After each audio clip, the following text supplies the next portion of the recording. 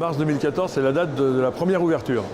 Le projet, lui, date de 2013, juste un an avant. L'idée, c'était de dire que nous étions présents sur tout le territoire français, mais avec des trous dans le maillage et des trous qui faisaient qu'on avait 30, voire 35% des consommateurs qui n'avaient pas de magasin Darty à moins de 30 minutes. Traditionnellement, les magasins Darty ouverts étaient sur des surfaces assez grandes, 1200 à 1500 mètres carrés, dans des gros pôles ou des grandes villes ou des grands centres commerciaux. Et donc on s'est rendu compte que les villes moyennes étaient très mal desservies en point de vente Darty. En même temps, on avait besoin, on savait qu'un réseau complet sur le territoire français, c'est environ 300 à 350 magasins, et on en avait 230, donc il y avait la possibilité d'aller ouvrir des magasins. Pour faire efficace, dans des formats plus petits, rapides, il n'y avait pas 36 solutions, nous n'étions pas en phase à l'époque pour investir nous-mêmes sur des dizaines et des dizaines de magasins à court terme. Immédiatement, l'idée est venue de dire pourquoi on ne s'appuierait pas sur des réseaux existants, puisque les premiers franchisés venaient d'autres réseaux, voire sur des créations pour développer nos magasins dans les villes moyennes et dans les zones dans lesquelles nous ne sommes pas présents. Et c'est comme ça que l'idée est venue et que nous avons travaillé dessus pendant un an, c'est-à-dire de juin 2013 à mars 2014, et nous avons ouvert le premier magasin en Vendée en mars 2014. C'est une réussite parce que ce soir, nous allons inaugurer le 100e magasin, donc pile 3 ans après avoir ouvert le premier, donc c'est beaucoup quand même. Et en plus, nous avons des multi-franchisés, c'est-à-dire que nous avons des franchisés qui ont ouvert un magasin, puis un deuxième, puis un troisième. Et notamment le magasin de Chaland en Vendée qui a ouvert le premier magasin est aujourd'hui à la tête de 4 magasins, et il est probable, de même sûr d'ailleurs, qu'il en ouvre un ou deux d'ici la fin de l'année encore. Donc on a un succès par le nombre, on a un succès par la qualité du réseau, puisque on n'a pas eu d'accident en plus avec nos franchisés. On a un succès puisque des franchisés nous ont fait confiance plusieurs fois, donc ça veut dire que quelque part ils y trouvent aussi un intérêt. Et on est aux 2/3 aujourd'hui du maillage prévu à l'origine.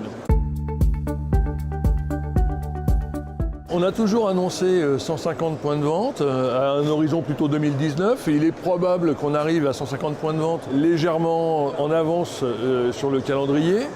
Après, la question est de savoir s'il y a encore un peu plus de potentiel au-delà des 150, probablement, mais ça devient quand même plus difficile puisqu'il faut quand même préserver les franchisés existants, les magasins existants. Ce qui change un peu, c'est le profil des franchisés par rapport à l'origine. Au départ, il y avait des réseaux qui vivaient plus ou moins bien, chez des concurrents qu'on ne va pas citer, bien sûr, mais qui n'avaient pas forcément pris le virage de l'omnicanal ou du net ou du click and collect, etc. Qui cherchaient un second souffle. Et en revanche, ils avaient une très très forte notoriété locale. Donc le but, c'était quand même d'associer leur notoriété locale à notre notoriété nationale et de développer avec eux des magasins. Ces réseaux ont perdu beaucoup de leurs composantes au fur et à mesure des années, et on s'est retrouvé il n'y a pas très longtemps, il y a 18 mois, dans une situation où on trouvait des emplacements, des villes, vraiment des potentiels énormes, et là il n'y avait plus de revendeurs à transformer en Darty. On s'est retrouvé donc dans une situation où la nécessité était de voir si on pouvait développer en création, soit avec des investisseurs, soit avec des franchisés d'autres domaines, etc. Et c'est ce qui s'est passé. Aidé par le fait qu'on commençait à avoir les premiers bons résultats de la première année des franchisés, donc c'est un effet boule de neige très favorable, hein. C'est un cercle très vertueux. Plein de gens nous ont rejoints pour créer des magasins d'origine différente, hein, d'autres franchisés, mais on a eu des directeurs de magasins Darty, par exemple, qui ont souhaité développer leur propre magasin. Et ce soir, d'ailleurs, le 100e magasin, c'est un ancien directeur de magasin Darty, en propre, qui a ouvert il y a 18 mois son premier magasin, il y a 8 mois son deuxième magasin, là qui fait le troisième et qui en a un quatrième en projet. Ça ressemble à un magasin Darty classique, sur une taille, on va dire, à peu près inférieure de moitié. Donc si un magasin Darty c'est 1200 ou à 1500 mètres carrés, on va avoir un franchisé entre 600 et 800 mètres carrés. Ce qu'il faut avoir, c'est à peu près 500 à 600 mètres carrés d'électrodomestiques, donc sur le cœur de métier.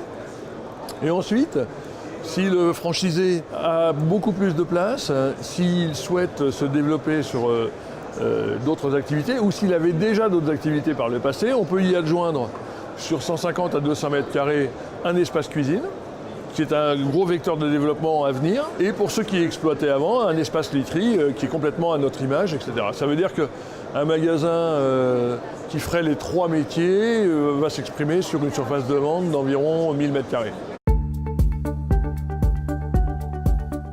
Il y en a un qui a un nouveau métier, c'est la literie, mais c'est un nouveau métier pour Darty, mais sur les franchisés qui font de la literie aujourd'hui, ils en faisaient déjà depuis des années et des années. Donc c'est plus une adaptation pour leur permettre de continuer à exploiter cette literie tout en étant sous la marque Darty Literie. Sur la cuisine, on a démarré il y a plus de 10 ans et on a aujourd'hui à peu près la moitié du réseau de succursales qui a déjà un espace cuisine. On aura là très rapidement 100 espaces cuisine, dont 85 dans les magasins en succursale et 15 chez les franchisés. Ça, c'est vraiment un vecteur parce qu'il y a une relation très forte entre le bois, l'électroménager, le conseil et au bout de 10 ans, on peut considérer qu'on a déjà une belle image de cuisine. Et notamment, ça sera sûrement un des axes de développement à venir, même sur des formats différents, dans les semaines, les mois ou les années à venir. Nous fournissons un concept quasiment clé en main où le franchisé n'a plus qu'à exploiter en respectant bien sûr tous les process qui font la force de Darty, prix, choix, service. Mais il y a une telle force d'accompagnement que tous nos franchisés venant d'autres réseaux ont été très surpris. Et ça, c'est vraiment notre ADN.